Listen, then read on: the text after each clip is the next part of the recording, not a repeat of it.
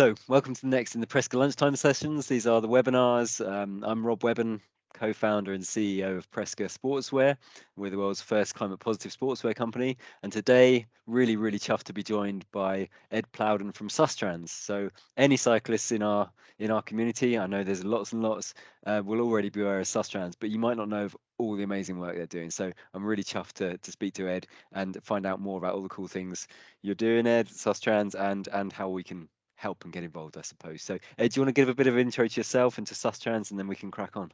So I'm a Bristol resident. I've been a Bristol resident for nearly 40 years, all my adult life. I've had many different jobs, a bit of a zigzag career, and I kind of fell into transport by accident, but actually ended up loving it about 15 years ago.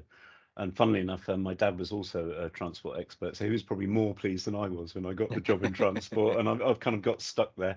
But I have been interested in sustainability since I was a student back in the mid 80s, Oh, and cool. started a campaigning society, and we managed to get the university to start recycling paper for the first time. So that just shows you how long ago that was. It was. And I actually have a second job at the moment as in Bristol as a Green Party councillor for the ward of Windmill Hill. So anyone here living in Totterdown or Windmill Hill may have seen our propaganda coming through your letterbox. But my main role is working for Sustrans, and I'm the director of Paths for Everyone, which is our project to improve the national cycle network. So a little Fantastic. bit about Sustrans. Our mission is we want to make it easier for people to walk and cycle. That's it, nice and simple. Our vision is a society where the way we travel creates healthier places and happier lives for everyone. That's And in a, carry on, please. sorry, well, it's a lovely. I mean, who doesn't want that vision, eh? Yeah, exactly. Especially now, we see this massive kind of systemic issues, and we need to transform everything, and that 100% Well, transport is uses actually one of transport. the most stubborn, in particular in developed nations. Transport is probably the most stubborn thing for reducing carbon. You're seeing Mm, carbon come down in everything else, and it's actually still creeping up in mm, Britain. mm. Yeah, it So doesn't surprise that's me. a real problem. And as one academic put it, most transport interventions are about moving relatively affluent people more quickly through increasingly degraded spaces occupied by poorer people, Yeah. which is maybe a little bit out there in Oh, I don't its know. It's uh, radicalism. But actually, one of the things we do accept is that we need to work with all of society. And if it means that those relatively affluent people are now cycling or walking through poorer neighbourhoods rather than driving their cars and polluting them, then that's a good thing as that's well. a But good we thing, isn't obviously it? do want to focus on the kind of levelling up agenda and more equity in society as well. Yeah, absolutely. I saw a report recently that this cost of living crisis is crippling to so many people. But if we can look for one, silver lining, is that there's some 50% increase in cycling, or some big number in terms of people getting on their bikes. Because it's well, because it's cheaper, but also that's going to lead to a lot of health benefits as well. I mean, it kind of does everything. It's carbon, it's good for health, it makes better places in general, and it reduces congestion, which means that, I mean, I think congestion costs us something like £600 million a year to Bristol. Right. Yeah. So To if it Bristol. means you can get, yeah, if it means you can get your goods and services around more quickly because there's fewer people sitting in singular occupancy cars, then what's not to like, really? God, that's a stunning figure, isn't it? I've not heard that before. Wow. Yeah. And I'm really interested in gut health at the moment, Ed. And I don't think we expect to get onto this subject, but active transport or active, moving yourself, whether that's walking or cycling, it's really good for your guts. And if your guts are healthy and happy, then your body's healthy and happy, and so your head is too. So, I there's didn't so know many that, but there's benefits. some great evidence that if children walk or cycle to school, they arrive more ready for learning. Their Right. Okay. systems are more kind of get going, and so the brains there arrives ready rather than if you've been sedentary. Huh. You know, that sedentary thing of sitting in a car, staring out the window. You arrive at school and you need a kind of a physical boost to get your brain Oh, going. fantastic. Yes, so true. I can see that working absolutely. So tell me about how are you guys at Sustrans focusing on this big vision? What are your kind of your main pillars? Well, we've got two basic underpinning things. One is livable cities and towns for everyone, and the other one is paths for everyone. livable cities and towns is this idea that, you know, our towns have been dominated by cars for a long time. We need to redress that balance. Some people call that the war on motorists. We just think that the car has been prioritized for the last 40 or 50 years in transport, and we're reaping the disbenefits now. You know, towns are congested and unhealthy, and air is poisoning us, and we've got a sedentary population. So we really want to transform, you know, the school run, the daily commute, and improve and work with communities. So for livable cities and towns, that's a certain amount of behaviour change. We run sort of challenges and try and gamify things. But it's also about the whole thing about how urbanism and how cities work. So, for example, we've been in the vanguard of putting in low traffic neighbourhoods, which are quite a controversial subject. But the evidence is that really on all the indicators, they make things better. They reduce Hmm. crime, they increase travel. And actually, rather than squeezing the balloon and diverting the traffic somewhere else, it's really letting the air out of the balloon altogether and making Okay. less motorized transport. And Yeah. that evidence is in most places, if you do it well and on a decent scale, that's what happens. If you do one or two streets here or there, then sure, people will just like water find another route round. But and then school streets are also pretty transformational. We found that by closing the road outside the school front door, it improves air quality and actually kickstarts a lot more people Mm. to start walking and cycling to school, which are habits they'll have for the rest of their lives. And So probably that's really reduces good. parents' stress, I can imagine as well. We do school drop off every day, and well, if I was drive first, if I wouldn't drive, it's carnage around the school. But even just walking around, having the cars zooming around, it's yeah, I would rather it was a pedestrianised area for Yeah. sure.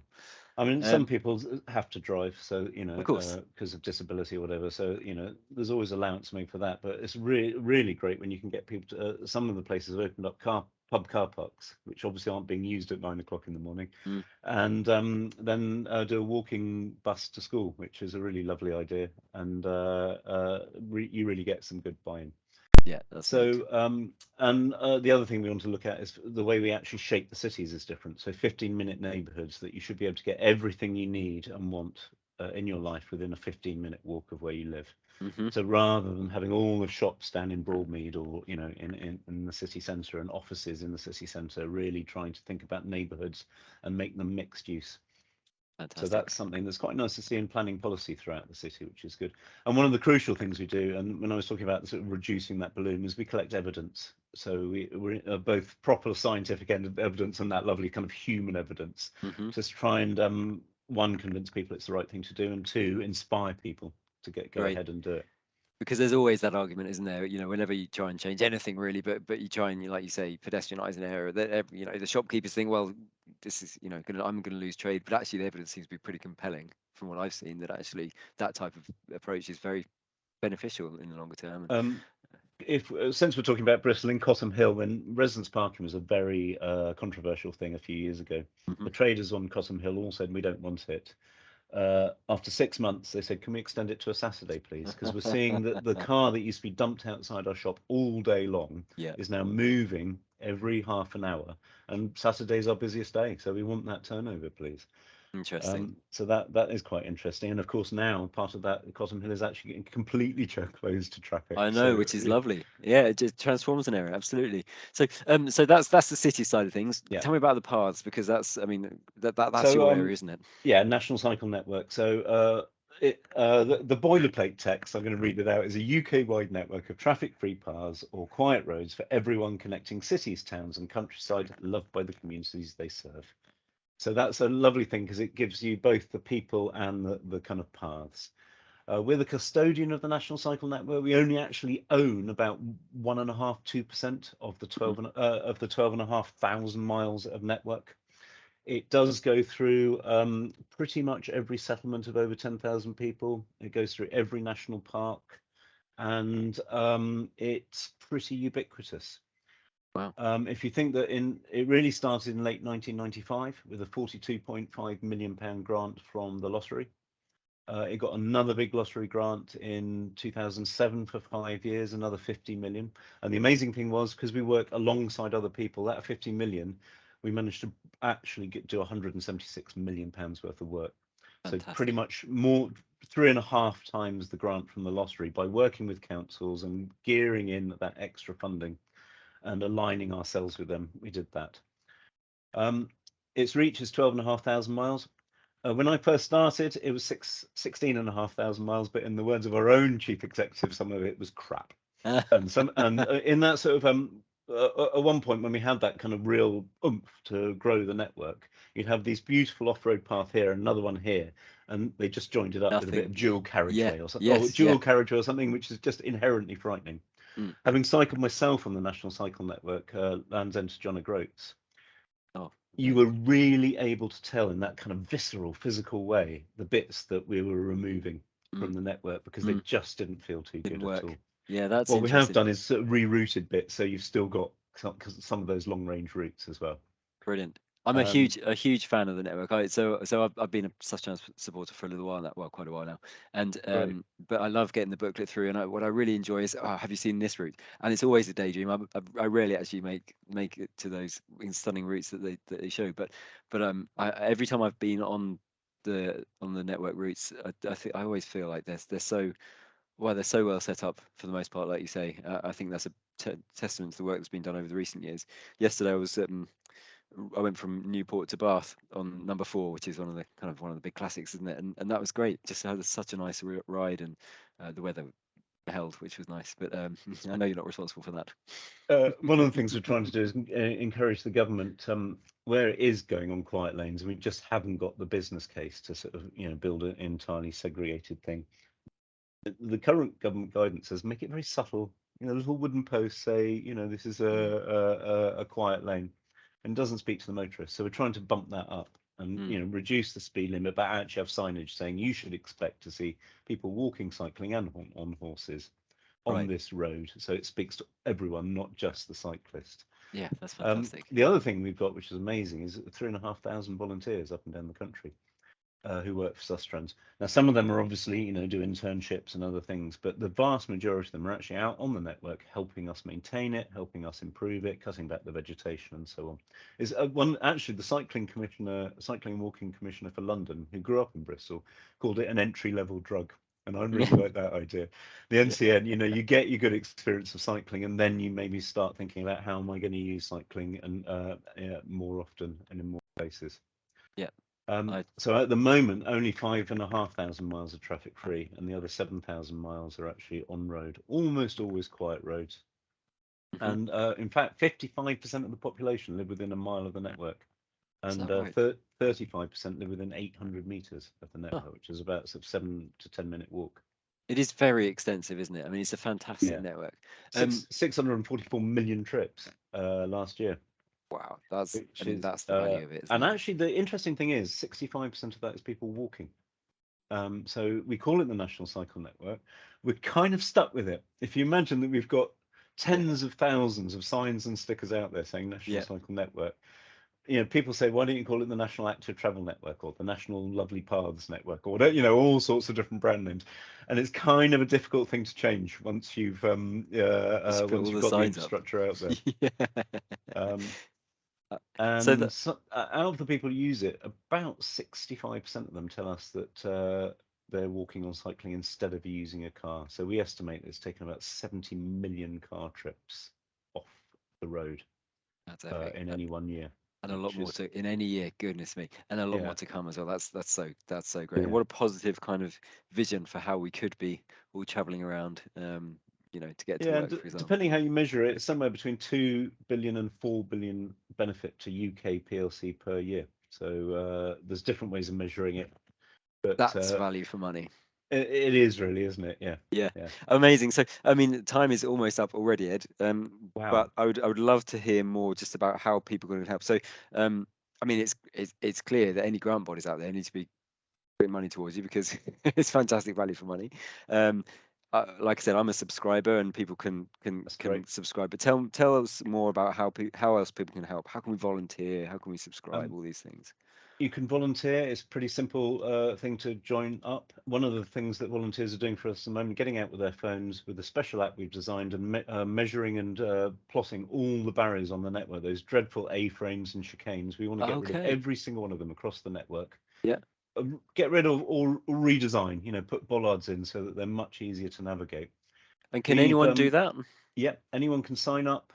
It's a bit of training. You have to watch a video for about half an hour, so we get good quality data in, because Hmm. bad quality data is actually worse than good, Of worse course. than no data at all. But we've already done quite a lot of miles. So we've already audited 3,500 miles and did 500 just in the last month. So that's the power of volunteering. Gosh, yeah, I mean, yeah. the other thing you might want to do is we have got an offer for corporate volunteering days. So that means, you do your team building, but you're also getting out on a path and helping to do something to improve the path as well. Great. That's So right up our team street. building and social good. And volunteering can be anything from, really small micro actions like a bit of litter picking on a Sunday morning, right through to sort of doing something a bit more structured in a group of people. Mm, And then, as you've said, you can do monthly donations as well. So those are kind of the fantastic. three real kind of calls to action, other than just get out on your bike and enjoy it, Yeah, which is or on feet. yeah, yeah, fantastic. I mean, it generally is just a kind of a game changer, isn't it? And the more that we can have that, more people we can get walking and cycling on the network, then the better for everyone, really. So, Yeah. well, Ed, congratulations for for pushing on such a brilliant project. Thank you for your time. It's flown past, but I've really enjoyed that conversation. And I suppose that, hearing about the urbanism agenda, but also what I'm going to now call the National Lovely Path Network is is fantastic. So yeah, thank you so much for your time, Ed. That's Oh, okay. Did you want to ask me those three the three questions? questions. Sorry, I got too wound up in the conversation. Yes, absolutely. So as you clearly know, at the end of every conversation, I ask three questions. So the first of those is, what does community mean to you, Ed? It's basically like-minded people coming together to achieve to support one another, and that can be either geographic, so in a neighbourhood, people affiliating with a neighbourhood, or it could be because of some shared interest like cycling or other things like that. Fantastic. And what does climate? Well, why is climate important? Why should we care about the climate? Well, it supports all of life on Earth. I think I saw someone say the economy PLC is a wholly owned subsidiary of the climate, which I thought was quite a nice way of putting it. That is fantastic. I've not heard that before.